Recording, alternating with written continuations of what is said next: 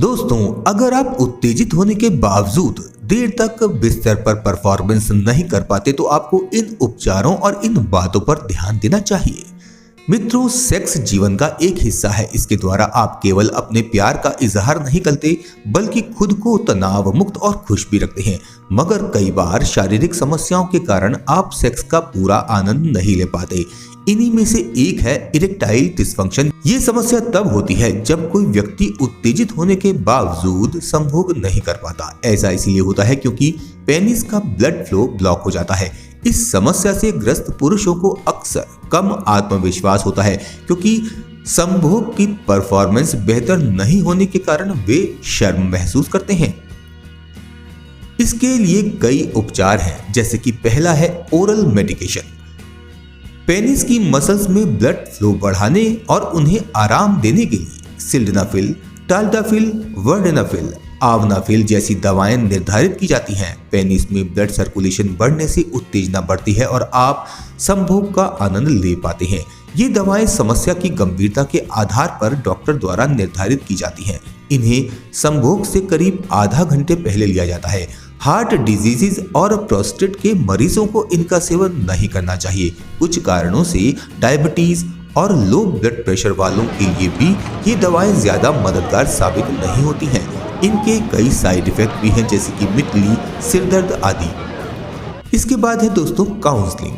अगर तनाव, चिंता, परेशानी और अन्य वैवाहिक समस्या इस समस्या का कारण है तो काउंसलिंग के जरिए चिंता कम करने में मदद मिल सकती है। ऐसा उन लोगों के साथ ज्यादा होता है जो युवा हैं और संभोग का उन्हें कम अनुभव है और जिन्हें अपनी परफॉर्मेंस की ज्यादा चिंता होती है।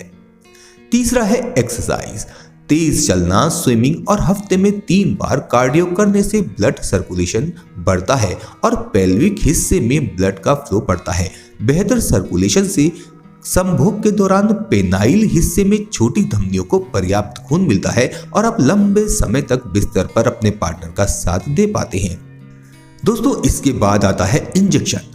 इस समस्या से निपटने के लिए एक इंजेक्शन दिया जाता है जिसे पापाविरेन इंजेक्शन कहा जाता है, जो एक तरह का वैसोडिलेटर्स है। ये रक्त वाहिकाओं को बढ़ाने में मदद करता है। इस इंजेक्शन को शरीर में रक्त के प्रवाह को बेहतर बनाने के लिए इसे सीधे पेनिस पर ही लगाया जाता है।